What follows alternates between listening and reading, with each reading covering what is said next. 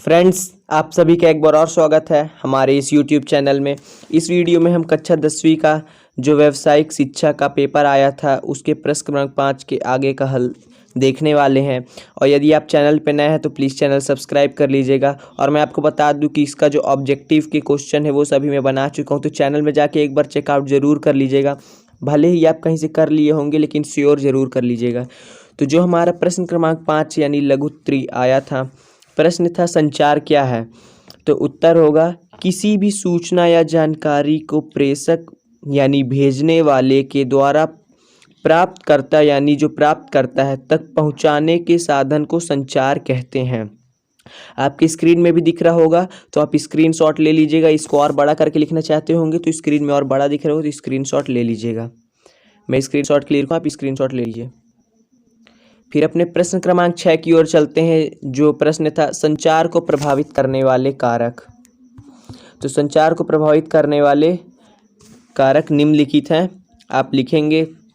पहला है शारीरिक हानि प्रभाव, इसके अंदर लिखेंगे आसान हमारे शरीर की भाषा है का हिस्सा है।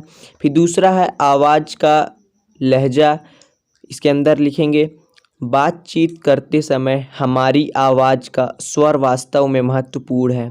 फ्रेंड्स, मैं आपको बता दूं, चैनल प्लीज़ सब्सक्राइब कर लीजिएगा ताकि मैं जो भी वीडियो डालूं वो आपको मिल जाए सबसे पहले।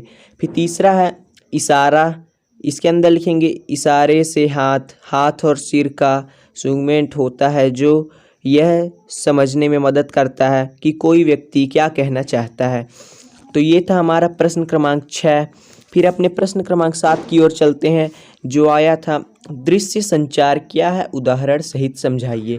तो आप हेडिंग डाल लेंगे दृश्य संचार और लिखेंगे यह संचार तस्वीरों, कला, चित्र, रेखा चित्र, चार्ट और रेखांकन का उपयोग सूचना देने के लिए होता है।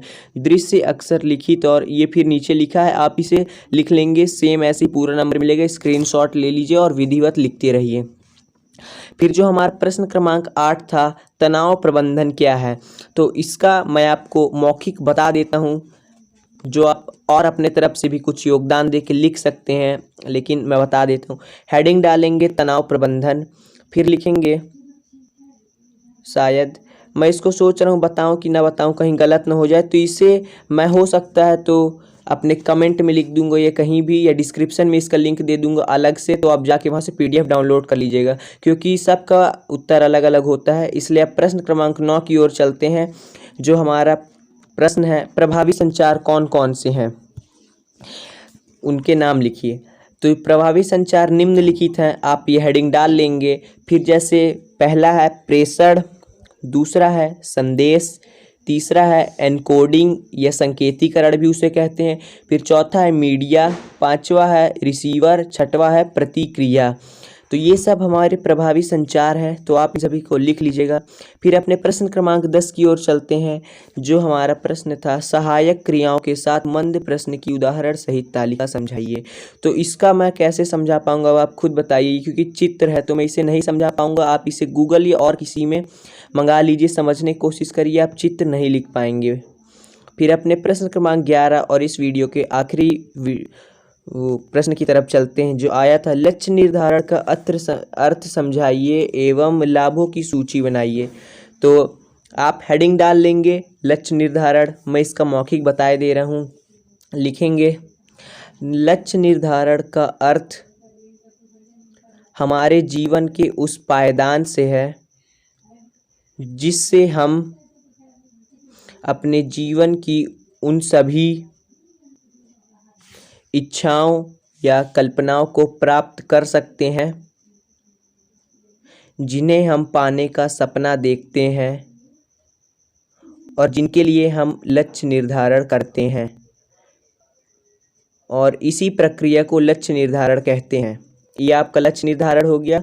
फिर इसके लाभों की सूची बनाएंगे, तो लिख लेंगे लाभों की निम्नलिखित, मतलब लक्ष्य निर्धारण के निम्नलिखित लाभ हैं। लिखेंगे पहला कार्य समय से पहले पूरा हो जाना, फिर दूसरा होगा लक्ष्य निर्धारण से अपने मार्ग तक बहुत शीघ्र पहुंच जाना, फिर तीसरा होगा हमारा, लिख लीजिएगा, ये चाहे जितना संघर्षमय कार्य हो, यदि हम लक्ष्य निर्धारण यानी समय समय में बांट ले उस कार्य को, तो हम उस लक्ष्य तक पहुंच सकते हैं। तो यही लक्ष्य निर्धारण की मुख्य लाभ हैं। तो आप और कहीं से भी कुछ भी लिख सकते हैं, तो आप लिख लीजिएगा। तो फ्रेंड्स, ये रहा हमारे क्लास 10th के जो व्यावसायिक शिक्षा था प्रश्न क्रमांक 5 से प्रश्न क्रमांक 11 तक का हल। वीडियो पसंद आई होगी तो प्लीज़ लाइक करिएगा और चैनल सब्सक्राइब करिएगा ऐसी ही वीडियोस के लिए। इसके जो और क्वेश्चन जो उनका हल ढूंढने में बहुत समय लग रहा है, इसलिए हो सकता है तो मैं वीडियो डाल